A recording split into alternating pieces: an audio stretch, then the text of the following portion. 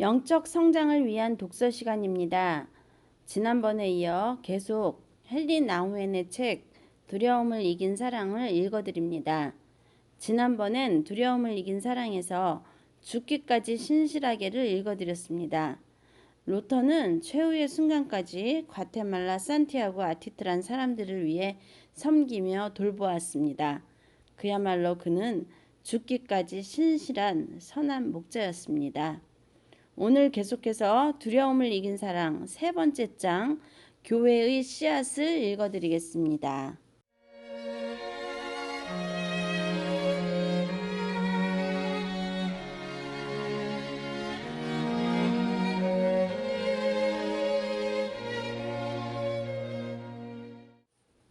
교회의 씨앗.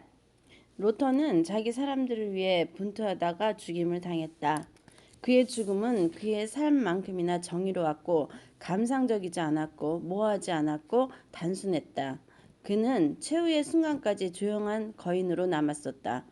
그는 자신의 사람들을 해하려고 침입한 사람들 앞에서 도와달라고 소리치지 않고 육체적 도덕적 힘을 발휘해 그들과 싸웠다.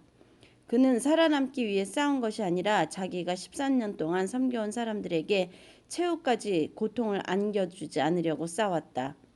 결국 그의 신실함은 그의 생명을 담보로 삼고 말았다. 그의 편지들은 그가 죽음을 각오하고 있었다는 사실을 말해준다. 디트리 본헤퍼는 자신의 생명을 지불해야 할지도 모른다는 사실을 알면서도 그의 형제들과 함께 히틀러의 독재 정체에 맞서기 위해 독일로 돌아갔다. 이와 마찬가지로 로터 역시 자기에게 맡겨진 사람들을 신실하게 섬기기 위해 과테말라로 돌아갔다. 본 회퍼가 그랬던 것처럼 로터는 엄청난 위험이 따를 것이라는 사실을 알면서도 고통받는 사람들을 홀로 버려두지 않았다. 그가 가장 최악이라고 여겼던 상황은 바로 자신을 필요로 하는 사람들을 유기해 버리는 일이었다. 그는 자기의 사람들 곁에 머물렀고 그들을 위해 목숨을 버렸다. 그는 결코 섬기려 하기보다 섬김을 받으려는 죄를 범하지 않기 원했다. 그는 자신에게 맡겨진 사람들을 위해 자신이 가진 재능들을 잘 사용했다. 그의 마지막 편지들 중 하나에서 그는 자기가 가장 좋아하는 성경 구절을 언급했다. 그것은 바로 마지막 심판에 관한 예수님의 말씀이었다.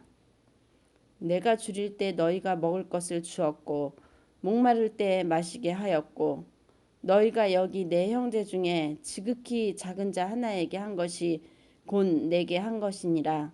마태복음 25장 35절. 가장 미약한 그리스도의 사람들을 위해 자신의 생명을 내어준 루터는 이 말씀의 결론을 들을 만한 자격이 있다. 내 아버지께 복받을 자들이여 나와 창세로부터 너희를 위하여 예비된 나라를 상속하라. 마태복음 25장 34절. 모든 진정한 순교자들의 이야기를 살펴보면 그들의 죽음은 마지막이 아니라 새로운 출발점이 되었다. 그의 죽음 역시 그러했다. 표면적으로 볼 때 그의 죽음은 신실한 섬김의 삶을 살다가 이 세상에서의 생명을 끝마친 것이었다. 하지만 그것은 그의 사람들, 즉 그의 이야기를 접한 모든 사람들의 마음속에 새로운 생명을 태동시켰다. 이것은 그가 죽은 바로 다음 날부터 산티아고 아티트란에서 눈에 띌 만큼 분명히 드러났다. 수천 명의 사람들이 교회로 모여들었다. 그들은 로터의 피를 병에 담아가지고 그리스도의 피를 상징하는 제단 위에 올려놓았다. 오클라호마에서도 새로운 시작의 바람이 일어났다. 죽음으로써 진정한 헌신의 의미를 일깨워준 로터에게 수천 명의 사람들은 감사의 말과 행동을 표현했다. 로터와 함께 사역을 했던 수녀회에서도 새로운 열기가 일어났다. 그들은 위험한 상황에서도 교회를 떠나지 않고 남아 본연의 사명을 감당하기로 결정했다. 실비아라는 젊은 여성의 마음에서도 새로운 사명이 싹트기 시작했다.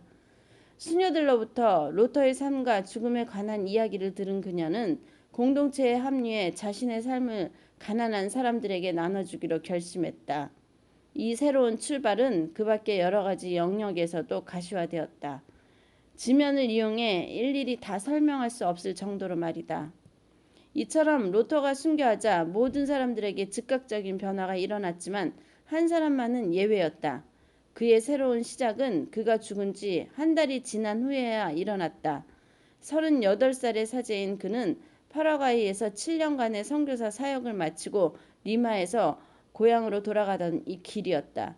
그는 비행기 안에서 타임즈를 폈다. 그러자 그 옛날 자기와 함께 농구를 했던 사람의 기사가 나온 것이 아닌가. 그는 옛 동료가 과테말라에서 피살되었다는 소식과 그로 인해 많은 사람들이 함께 모여 기도했었다는 사실을 알게 되었다. 그 비행기에 타고 있던 사제는 바로 존 배시였다. 그리고 그 시점부터 그에게 새로운 이야기가 펼쳐지기 시작했다.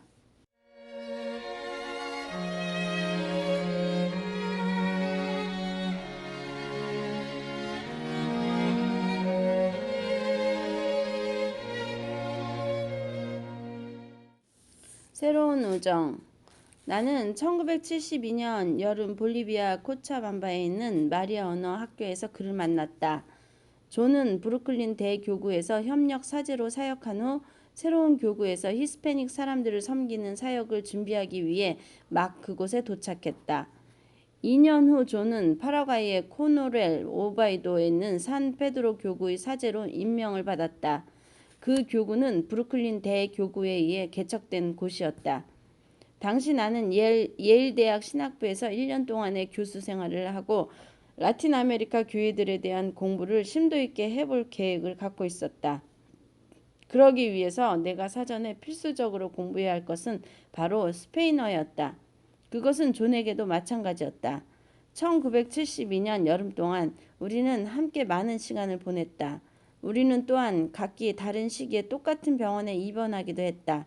우리는 그곳에서도 만남을 가졌다.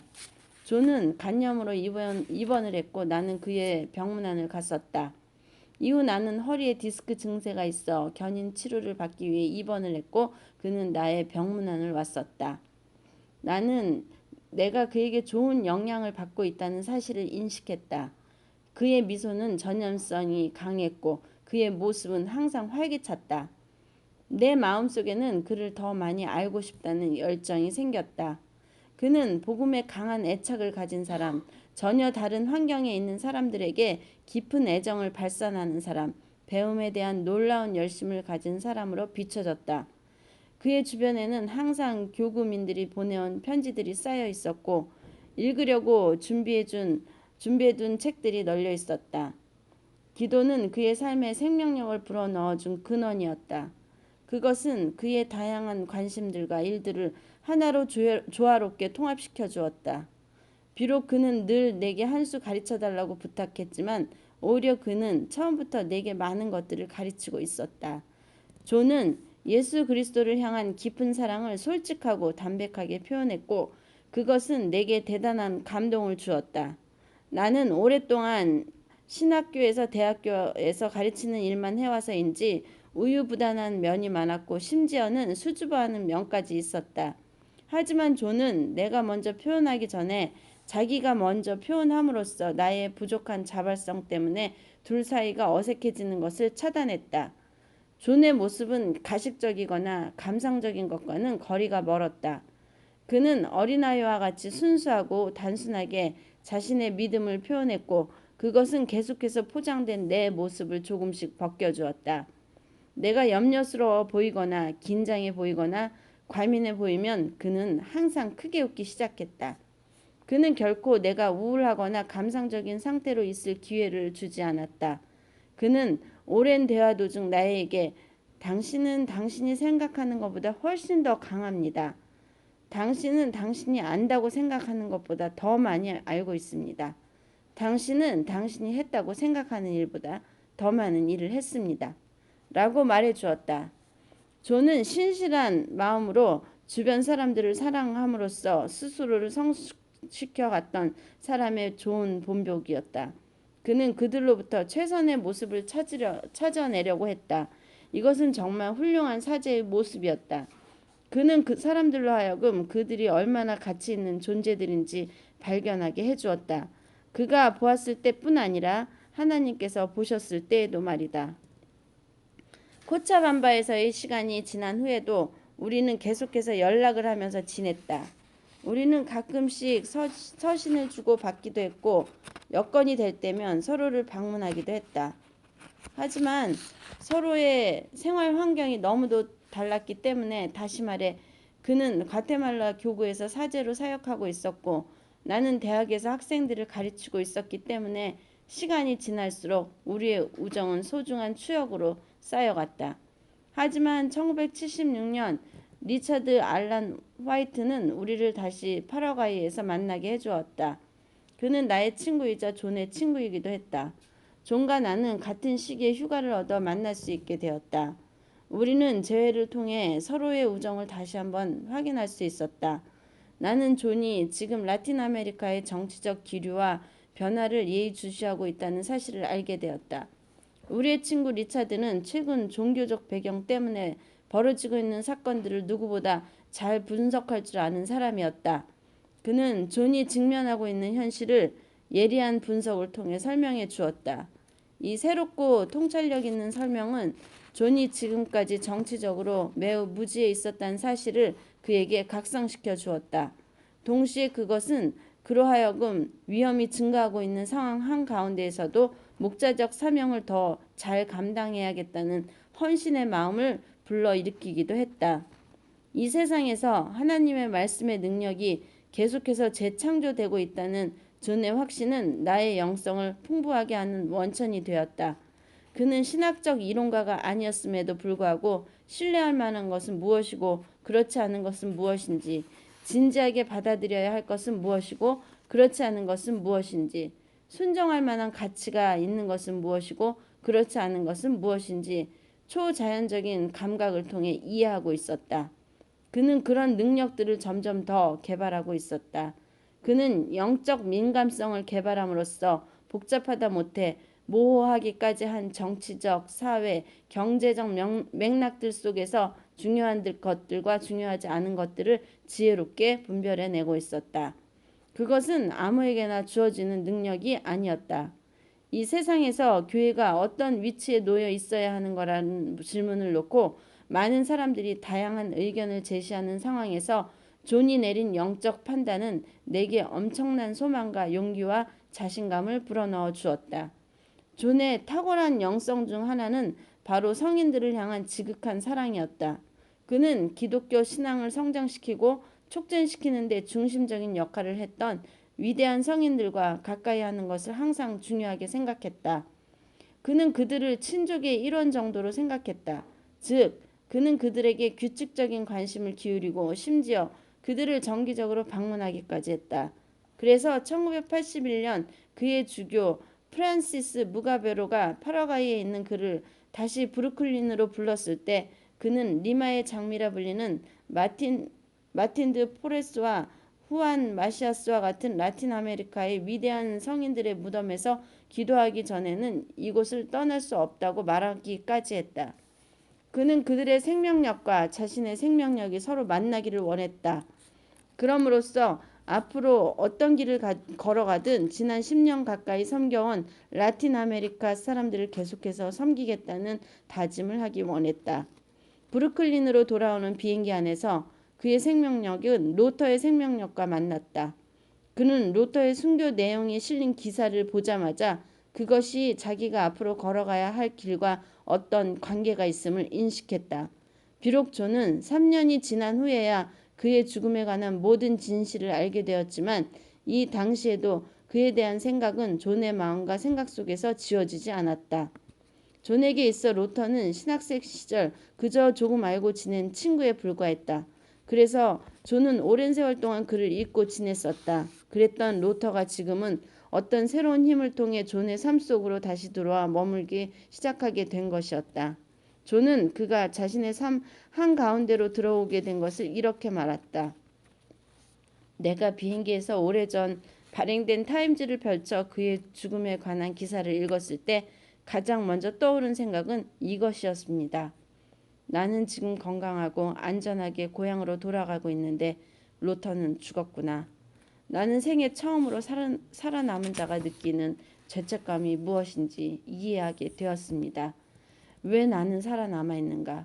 왜 나는? 이것은 대단히 고통스러운 감정이었습니다.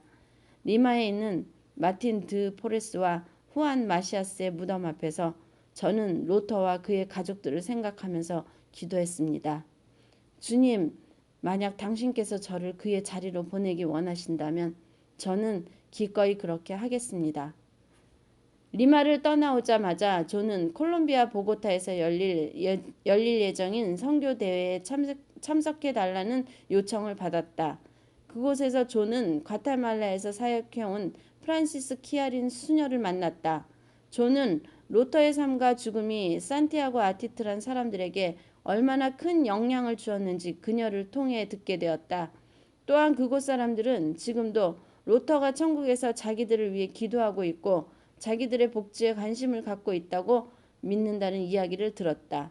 존은 산티아고 아티트란 사람들과 그들의 죽은 사제가 영적으로 얼마나 끈끈하게 결속되어 있는지 깨닫게 되었다.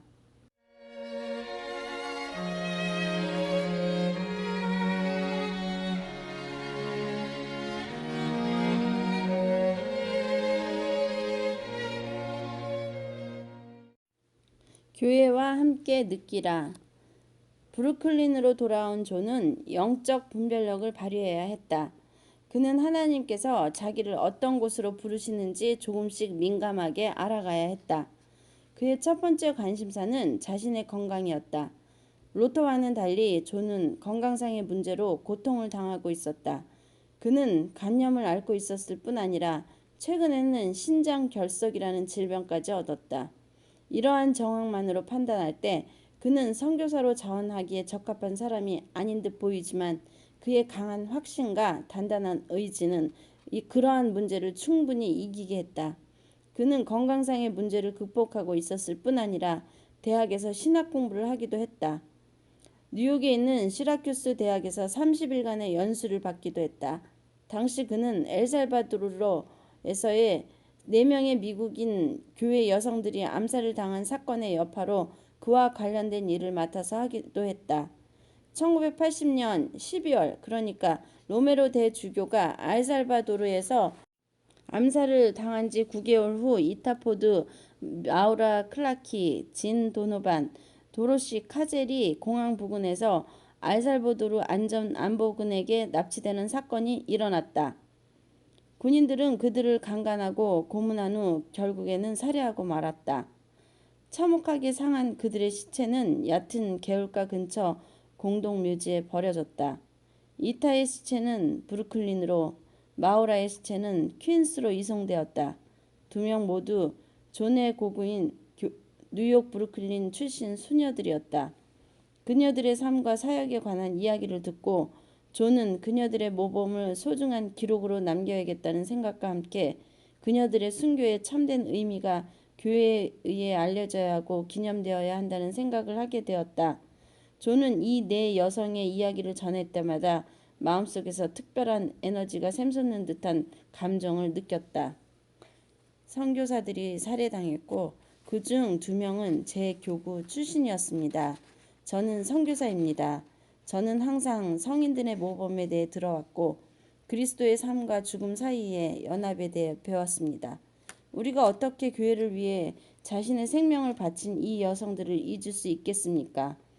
바로 교회가 그들을 그곳으로 보내지 않았습니까? 그들의 죽음은 이 사역을 계속해서 진행하라고 하는 우리를 향한 부름이 아닙니까? 그들은 그들의 믿음 때문에 죽임을 당했습니다. 그들은 복음을 진지하게 되었습니다. 그들은 가난한 사람들을 도와주었고 굶주린 사람들에게 먹을 것을 구해주었고 병든 사람들에게 약을 가져다 주었습니다. 그들은 집 없는 사람들과 의지할 곳이 없는 사람들을 돌보아 주었습니다. 우리 교회는 마치 그들이 우리에게 성가신 사람들인 양 그들을 부끄러워하고 그들로부터 멀리 떨어져 있으려고 할 때가 많았습니다. 그리스도인 사이에는 강한 연합이 있어야 합니다. 특별히 선교사들 사이에는 더 강한 연합이 있어야 합니다. 우리는 순교자들을 영예롭게 생각해야 합니다. 그리고 교회를 위한 희망의 상징으로 그들의 위상을 높여 주어야 합니다. 왜냐하면 그들은 하나님의 사랑이 현재에도 유효하다는 사실을 상기시켜주는 사람들이기 때문입니다. 존은 이 북미의 선교자들로 인해 자기가 가야 할 새로운 길을 발견했다. 그는 전 미국 국무장관 알렉산더 헤이그와 유엔 대사 진 컬크 패트릭이 그녀들을 반동분자로 증언하는 것을 듣고는 거룩한 분노심을 느꼈다. 그는 이렇게 말했다. 많은 교회 사람들은 그들의 죽음이 명백한 순교였는지 의심하기 시작했습니다. 왜냐하면 미국 정부를 공식적으로 대표하는 사람들이 선교사들이 순교하자 그들의 명예를 더럽히려 했기 때문입니다. 그들은 순교자들을 중상모략하고 평가절하했습니다. 최근 교회 안에서 일어난 순교의 사건들 또한 이렇게 치부되고 있습니다. 그들의 적대자들은 그들의 명성을 파괴하고 그들의 이름을 더럽히려 하고 있습니다.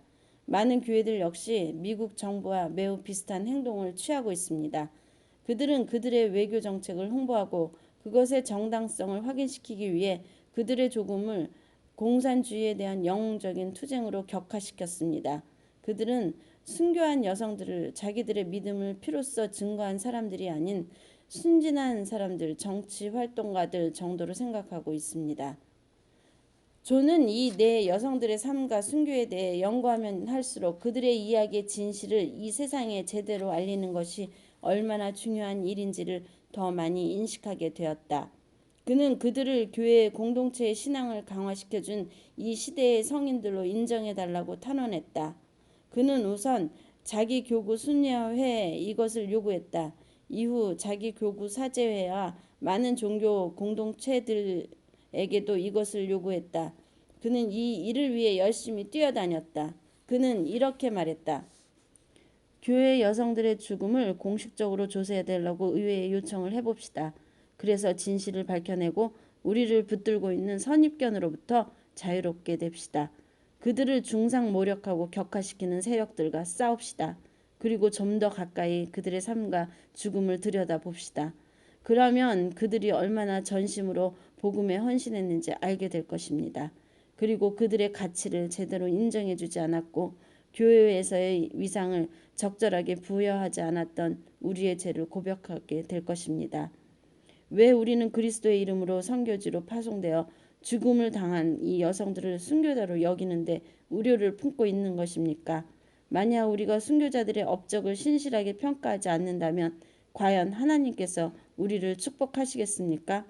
만약 우리가 주저하면서 이들을 믿음과 용기의 모범을 보인 사람들로 인정하지 않으려 한다면 과연 우리가 젊은이들을 제대로 격려할 수 있겠습니까? 과연 누가 겁이 많은 교회, 신뢰가 상실한 교회의 일원이 되고 싶겠습니까? 브루클린에 있는 동안 존은 이 여성들의 죽음을 철저히 조사해달라고 의회에 탄원서를 제출하는 모임에 동참했다. 그는 이것을 단순히 정치적 행위로 생각하지 않았다. 그는 이것을 얼마나 많은 형제들과 자매들이 엘살바도르에서 가난한 사람들에게 헌신하고 그리스도를 위해 분투하고 있는지를 미국의 그리스도인들에게 알리는 방편으로 생각했다. 그는 의회의 조사를 요청하는 것을 기독교인들로 하여금 중미 지역에서 헌신하고 있는 형제들과 자매들을 향한 책임감을 느끼게 할 수 있는 최선의 방법이라 느꼈다. 존은 로메로 주교가 주창했던 교회와 함께 느끼라 라는 모토를 실천하기 위해 노력했다. 특별히 가난한 사람들의 교회, 압제당하는 사람들의 교회와 함께 느끼기 위해서 말이다. 이 한 해 동안 미국의 많은 기독교인들은 다른 모든 종류의 이슈들에만 관심을 기울였지 복음에는 아무런 관심도 기울이지 않는 사람들처럼 보였다. 존은 이 점을 매우 우려했다. 그들은 복음에 대한 관심을 적고 평화의 문제, 제3세계의 문제, 여성 문제, 핵 문제들에만 관심을 집중시키고 있었다. 그는 수없이 많은 논쟁과 토론과 정치적 공약을 목격했다. 하지만 하나님의 백성들이라는 존재의식, 예수님의 제자들이라는 연합의식은 발견하지 못했다. 미국의 기독교인들은 국가의 영역으로서만 자기들의 정체성을 확인하려 했지 믿음의 공동체라는 의식을 가지고 살아계신 그리스도의 사랑을 가지고 서로를 포용하러 들지 않았다.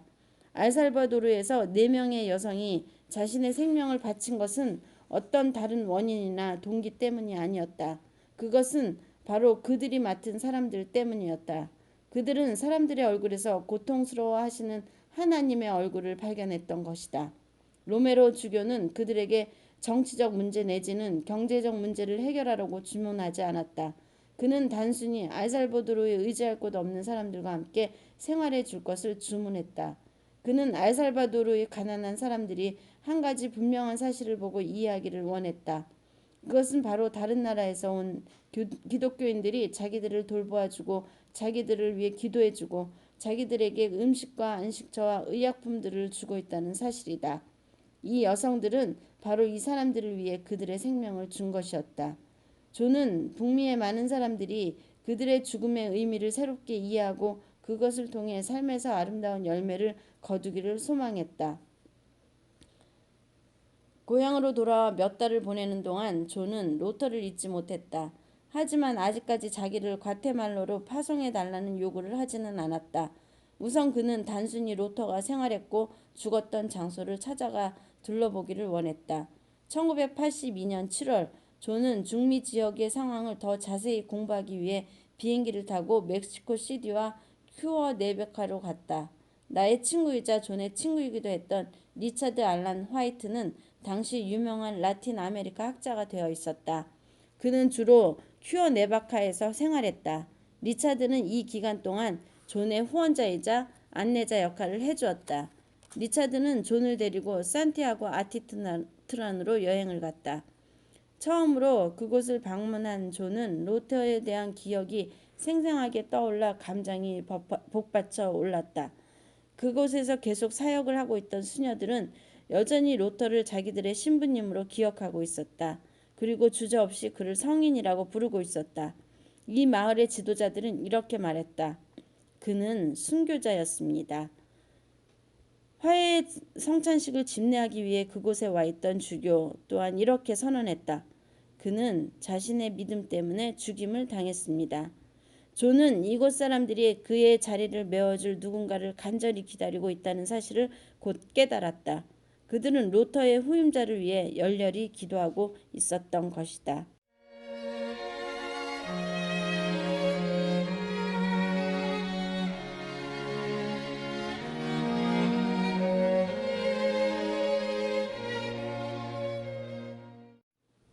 산티아고 아티트란으로 1982년 무가베로 주교는 브루클린 레드훅 지역 교구들 중 한 교구의 신방 사제로 존을 임명했다. 그는 1984년 7월까지 그곳에서 사역을 했다. 언젠가 나는 나의 친구 제프 머킬과 함께 존을 방문한 적이 있다. 우리는 그와 함께 레드훅 지역의 거리를 산책했다. 나는 성직자복을 입고 산책을 나가자던 존의 제안이 나쁘지 않았음을 금방 알 수 있었다. 그것은 안전한 기분을 느끼게 해주었다. 우리는 오토바이족들과 대화를 나누고 히스패닉계 10대들과 이야기를 하고 매우 위험하기로 정평이 나 있는 복잡한 뒷골목을 통과해야 했다. 우리는 계속 걷다가 마약 밀거래 장소로 유명한 작은 공항까지 이르게 되었다. 존은 이곳에서 자신의 사역에 대한 이야기를 해주었다. 저는 이 세상에 버릴 것은 아무것도 없다고 생각합니다. 이곳에서의 시간들은 매우 힘들지만 제게 많은 도전을 주고 있어요. 확실히 말할 건데 저는 실제적인 문제들을 보기 위해 굳이 라틴 아메리카로 갈 필요가 없습니다. 신방 사역을 하다 보면 그 모든 문제들을 목격할 수 있습니다. 그들은 좋은 사람들입니다. 그들은 매우 좋은 사람들입니다. 그들 중 65%는 흑인들이고 20%는 히스패닉계 사람들입니다. 또한 50%는 극빈자로 살아가고 있습니다. 그들은 많은 것들을 필요로 하고 있으며 많은 고통을 당하고 있습니다. 더 많은 사제들이 그들을 위해 일해야 합니다. 이것은 힘든 사역입니다. 하지만 진정한 선교 사역입니다. 이것은 저를 성장시켜 주었습니다. 저는 이 사역을 사랑합니다. 비록 존은 신방 사역을 하면서 행복을 느꼈고 거기에서 얻는 교훈에 대해 감사하고 있었지만 다시 남쪽으로 돌아가야 한다는 생각을 마음에서 내려놓지 않았다. 왜냐하면 파라과이에서의 사역은 그로 하여금 브루클린에서의 사역과는 또 다른 굶주림과 목마름을 느끼게 했기 때문이다. 또한 그는 여전히 엘살바도르에서 순교한 여성들을 위한 일에 매진하고 있었다. 그는 이타 포드의 어머니와 그녀의 오빠인 빌과 친밀한 관계를 맺고 있었다. 그는 포드 여사와 나눈 많은 대화들을 사람들에게 전달하고 중미 지역 교회에 관한 기사를 교구 신문에 연재함으로써 엘살바도르에서 죽은 수녀들이 진정한 순교자들이었음을 사람들에게 인식시켰다. 이 기간 동안 산티아고로 가 루터의 후임자가 되겠다는 그의 열망은 더 강해졌고 깊어졌다. 막연한 희망으로 시작된 그의 마음은 굳은 갈망으로 발전하고 있었다. 마침내 그는 오클라호마의 대주교 찰스 사레카에게 자신을 루터의 후임자로 고려해 줄 것을 요청하는 편지를 보냈다. 사레카 대주교는 답신에서 존과 메로토 주교를 고려하고는 있지만 지금 산티아고의 후임 사제를 파송하는 것은 너무 위험한 일이라고 전했다. 하지만 존은 그 답신을 보고 실망하지 않았다. 그는 적당한 시기가 올 것이며 그때까지 기다리겠다고 내게 말했다. 왜냐하면 그는 공식적인 교회의 파송 형식이 아니라 독자적인 사역 형식으로 중미를 방문하는 것은 어리석은 일이라고 생각했기 때문이다. 단순히 그곳을 방문하려는 것이 아니었다. 그곳 사람들과 함께 생활하면서 그들을 위해 헌신하기를 간절히 원했다. 그래서 그는 정확한 위계 질서와 절차를 통해 충분한 승인과 지원과 공감을 얻은 후 사역지로 가야 한다고 생각했다. 그는 진정한 의미를 부여받고 파송되기를 원했다. 즉 자기가 속한 공동체와 그 지도자들의 완전한 축복을 받고 파송되기를 원했다. 그렇지 않으면 자기의 사역은 아름다운 열매를 거둘 수 없을 것이라고 생각했다. 그는 오스카 로메로 대주교, 미국인 교회 여성들, 스탄 로터 신부가 순교할 수 있었던 근원적인 이유는 바로 그들이 교회의 가르침에 순종했기 때문이라고 생각했다. 그는 그들의 발자취를 따르기 원했다. 그는 영적 공동체인 교회를 떠나서 독자적으로 행동하는 것을 절대 원하지 않았다. 어쨌든 그는 반드시 그곳으로 가야 할 필요성을 느끼고 있었다. 바로 교회로부터 파송되는 형식으로 말이다. 1984년 2월 존은 사리카 대주교에게 다시 편지를 썼다. 왜냐하면 그는 오랫동안 아무런 대답을 듣지 못했기 때문이다. 부활절 즈음 대주교는 그를 오클라호마로 초대했다. 바로 산티아고 아티트라는 담당 사제 임명 문제를 놓고 그와 의논하기 위해서였다. 그 만남 이후 일은 하나하나 빠르게 진행되어 왔다. 5월이 되자 존은 비행기를 타고 오클라호마로 가 자기가 속한 교구의 관계자들과 면접을 했다. 그는 당시 경험을 이렇게 말했다. 그들의 질문은 하나같이 신랄했습니다. 그 중에서도 가장 대답하기 어려웠던 질문은 이것이었습니다. 순교자의 후임으로 파송된다는 것을 어떻게 느끼고 있습니까? 이 질문은 순간적으로 저를 주춤하게 만들었습니다. 나는 정말 그곳으로 갈 준비가 되어 있는가? 너무 자신만만해하고 있는 것은 아닐까? 혹시 나는 로터의 후임자로 적합한 사람이 아니지 않을까? 갑자기 회의적인 생각이 밀려들기 시작했습니다. 결국 저는 그들에게 더 기도를 해보고 결정할 수 있도록 약간의 시간을 달라고 부탁했습니다. 하지만 존의 망설임은 오래가지 않았다. 집으로 돌아온 며칠 후 그는 선교지로 갈 준비가 되었다고 대주교 사레카에게 편지를 썼다.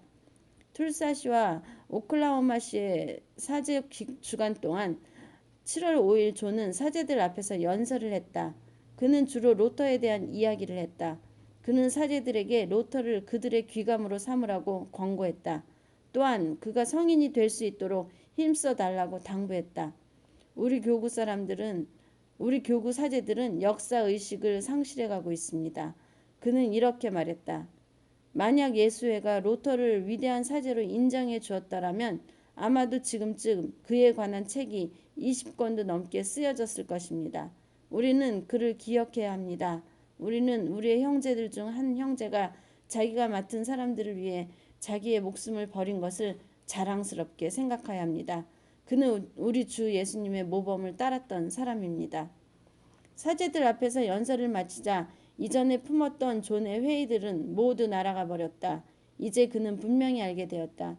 파라과이에서 사역했던 것, 고향으로 돌아오던 중 로터의 죽음에 관한 이 기사를 읽었던 것, 순교한 교회 여성들을 위해 일했던 것, 레드훅 지역에서 가난한 사람들을 위해 봉사했던 것은 모두 아무런 관련 없이 진행된 일이 아니었다. 이 모든 것들은 존에게 새로운 사역을 준비시키기 위한 하나님의 인도였던 것이다. 그럼에도 불구하고 아직까지 한 가지 우려되는 점이 남아 있었다. 존이 로터의 후임자가 된다는 것은 그가 순교를 했을 만큼 위험한 장소로 가야 한다는 것을 의미했다. 존의 친구들과 가족들과 동료들은 그의 신변을 우려했다. 그러자 존은 몇 시간 동안 기도하기 시작했다. 그는 자기가 깊이 확신하고 있는 바를 다시 한 번 더 살펴보았다. 죽음의 위험이 도사리고 있다는 사실을 알면서도 그 상황 속으로 뛰어드는 것은 간접적인 자살 행위나 마찬가지였다. 만약 그가 무의식적으로 죽음을 바라고 있다거나 순교자 컴플렉스를 가지고 있어서 위험한 선교지를 택했다면 그것은 잘못된 것이다. 하지만 결국 그는 이 어려운 질문들에 대해 매우 단순한 해답을 얻었다. 존은 자기가 과테말라 선교사로 사역했다는 것은 로터와의 심오한 접촉점을 얻기 위한 기본적인 과정이었다고 확신했다. 그리고 로터의 사역을 계승하는 것은 교회의 가장 기본적인 가르침에 순종하는 것이라고 확신했다.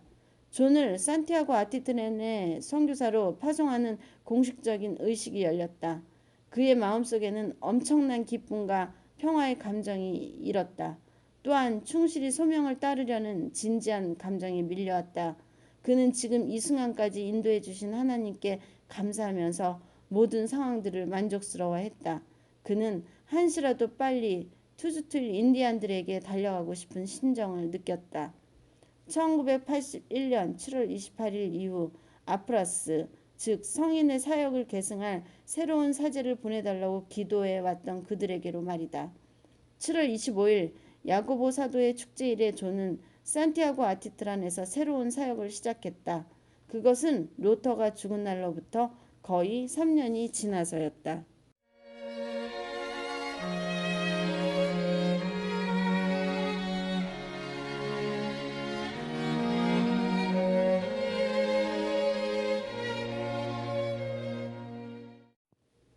헨리 나우엔의 두려움을 이긴 사랑. 오늘 교회의 씨앗을 읽어드렸습니다. 브루클린으로 돌아오는 비행기 안에서 우연히 신학교에서 만났던 친구 로터의 순교의 기사를 읽은 존 베시. 그는 이렇게 기도했습니다. 주님, 만약 당신께서 저를 그의 자리로 보내기 원하신다면 저는 기꺼이 그렇게 하겠습니다. 그리고 존 버시는 로터의 교구였던 산티아고 아티트란으로 파송되었습니다. 다음 장 기도로의 부름에서 로터의 후임으로 파송받은 존 베시의 사역에 대해서 이야기해 줄 것입니다. 다음번을 기대해 주세요.